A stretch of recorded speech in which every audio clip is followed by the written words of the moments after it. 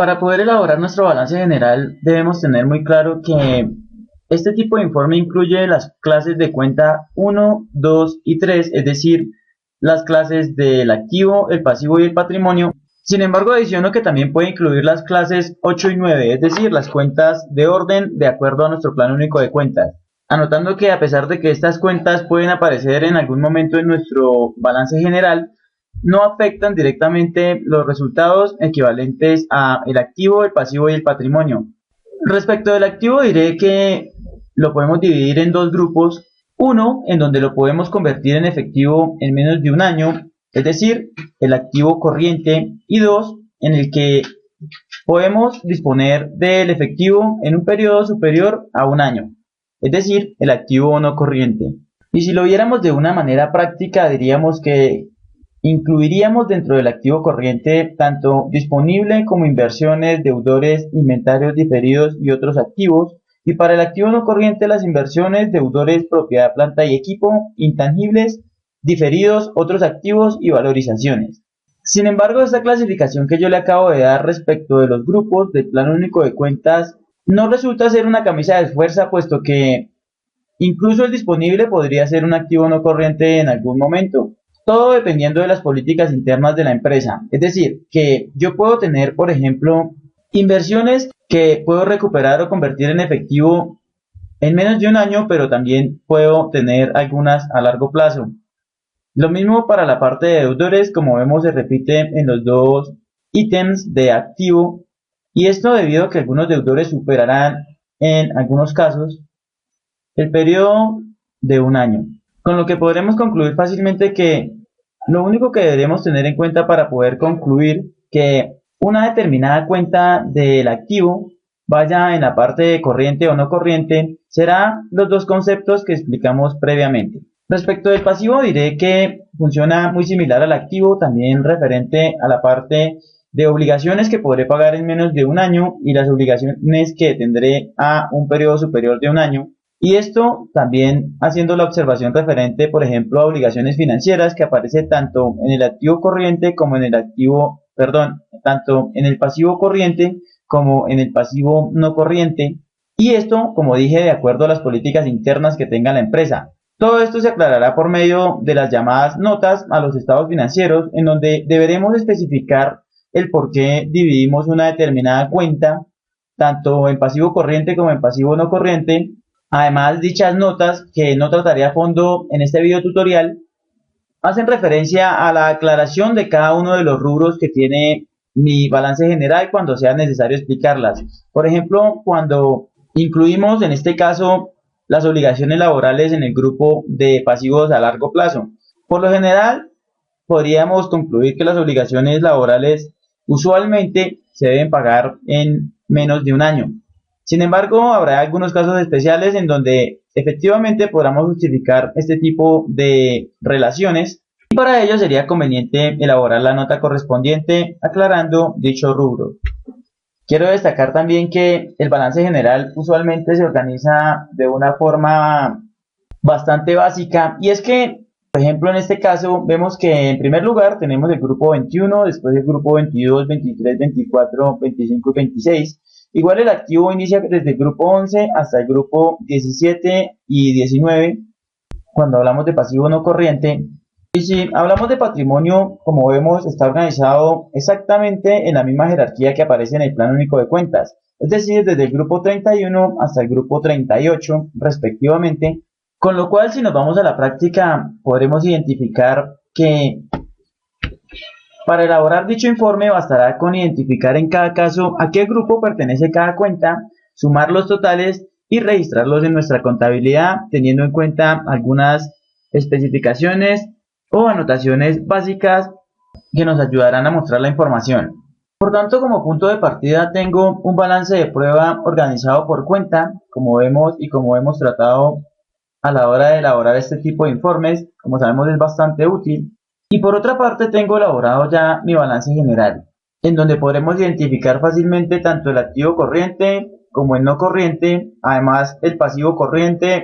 No registré en nuestro caso el pasivo no corriente, puesto que de acuerdo a nuestra contabilidad real, no encontré partidas que representen para mí una obligación a un periodo superior a un año, y también tengo registrado el patrimonio de acuerdo a la organización que ya expliqué anteriormente.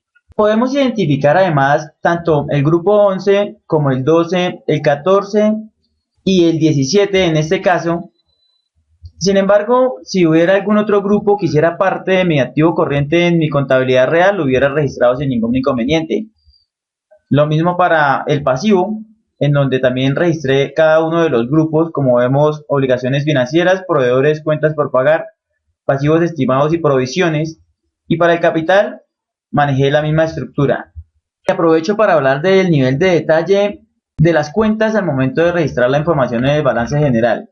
Cuando hablo de nivel de detalle, si me voy a mi plan único de cuentas y por ejemplo quiero saber todos los grupos de la clase activo, en este caso disponible, inversiones y así hasta el grupo 19, hago referencia a que en el balance general deberán aparecer por lo menos estos grupos que resuman la información de cada una de las cuentas. Sin embargo, nada me impedirá, por ejemplo, registrar en mi balance general la cuenta de caja, de bancos y así sucesivamente, e incluso nada me impedirá también registrar las subcuentas que hagan referencia a la aclaración más en detalle de uno de los determinados rubros, y todo esto dependerá de lo grande que sea mi contabilidad o mis registros contables básicamente.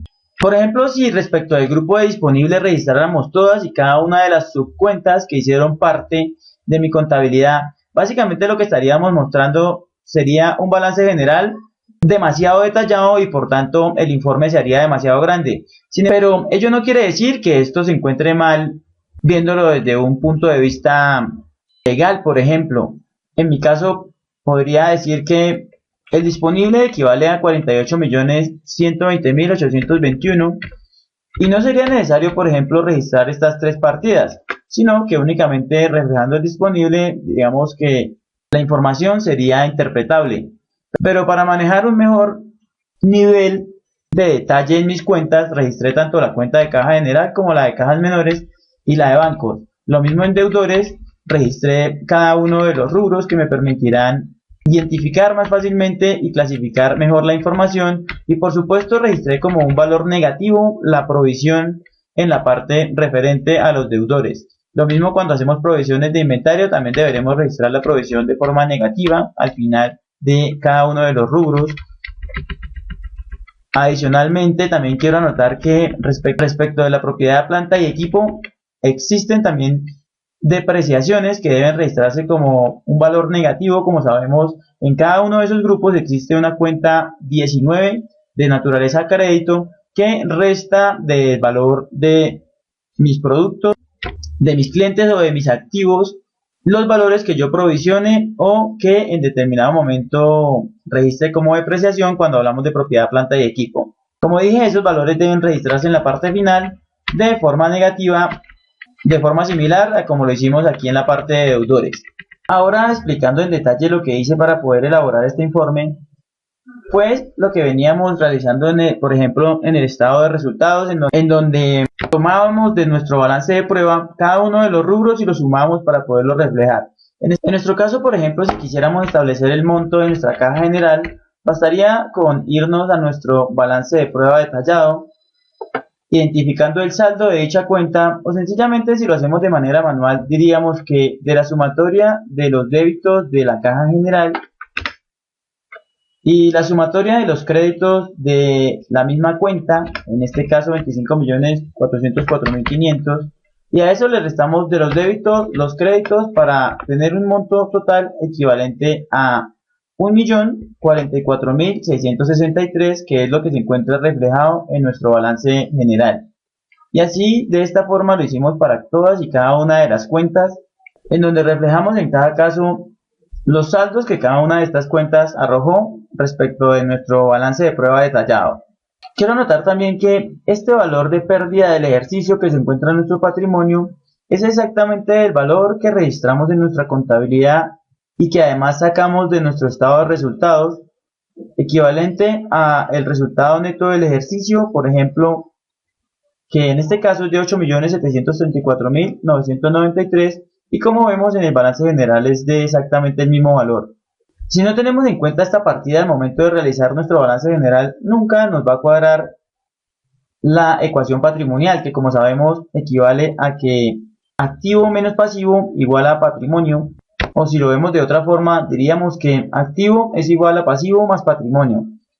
Y si lo miramos en esta parte, tenemos que el activo equivale a 79.808.601, y por otra parte tenemos que el total de pasivo y patrimonio equivale al mismo rubro, es decir, 79.808.682 y 81 respectivamente. Tenemos una pequeña diferencia, y esto debido a ciertos decimales, pero como vemos no es una diferencia marcada, equivale solamente a un peso.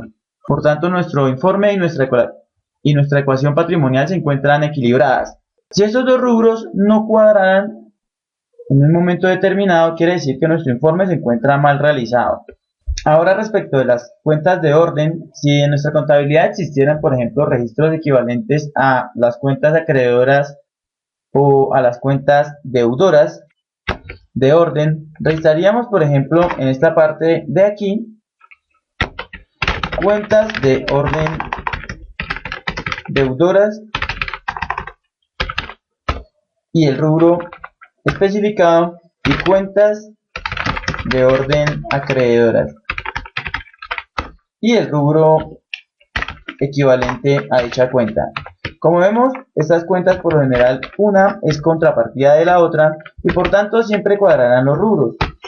Y como dije, a pesar de que estos valores se encuentran registrados en nuestro balance general, no afectan la estructura como tal de la parte de mi activo, pasivo y patrimonio. Ahora, respecto de la presentación de mi balance general como tal, podemos elegir tanto la forma de informe, como se encuentra en esta parte de aquí, o sencillamente también podríamos reflejarlo de esta manera, que también es bastante aceptable, en donde registramos en una columna el activo y en otra columna tanto el pasivo como el patrimonio. Para que se vea estéticamente un poco mejor, podríamos desplazar esto un poco hacia abajo. Y lo importante es que los totales se encuentren igualados. Como vemos en esta parte de aquí se encuentran igualados. Podríamos bajar un poco esto a esta parte de aquí. Podríamos subir, por ejemplo, este encabezado aquí. Y de esta manera, como vemos, se ve de forma horizontal los valores, lo cual nos refleja un poco más de estética al momento de presentar dicho informe. Por supuesto, esta parte de aquí se quitaría. Y por una parte dejaríamos la cuenta de orden deudora a esta parte en ese lugar, y la cuenta de orden acreedora la pasamos a la parte de la columna referente al pasivo y al patrimonio, lo cual, como dije, no nos afecta los valores que ya mencionamos hace un momento. Podemos achicar un poco esta parte de aquí. Voy a dar a guardar. Voy a insertar una columna más para decir que activo y por otra parte pasivo.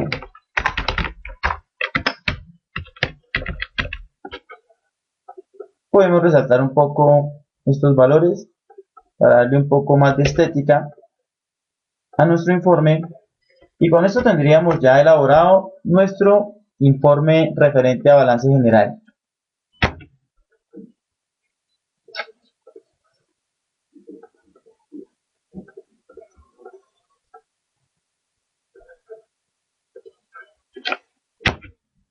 Y para terminar, lo que haríamos sería colocar tanto firma del representante legal y por otra parte firma del contador y por otra firma del revisor fiscal. Como dije en algún punto anterior de nuestro taller, no todas las empresas requieren la firma del revisor fiscal y por tanto la podríamos quitar, y en nuestro caso podríamos pasar perfectamente con la firma del representante legal y del contador sin ningún inconveniente. Ahora, cuando hay notas a los estados financieros, podemos agregar una columna que diga, por ejemplo, notas, y indicando un número podemos identificar luego las diferentes notas a este tipo de informe. Quiere decir con esto que el disponible tiene una nota que irá anexa a este documento que nos ayudará a aclarar y despejar dudas respecto de los rubros que se encuentran registrados aquí. Si tuviéramos, por ejemplo, una nota referente a las provisiones, digamos que fuera la nota 4, en dicha nota lo que diríamos, por ejemplo, será que se provisionó de acuerdo a un determinado método y especificaríamos la cartera que tendríamos vigente a la fecha con tal de justificar dichas provisiones. Por último, anotar que es una buena práctica colocar la tarjeta provisional del contador o el revisor fiscal que firme dicho informe.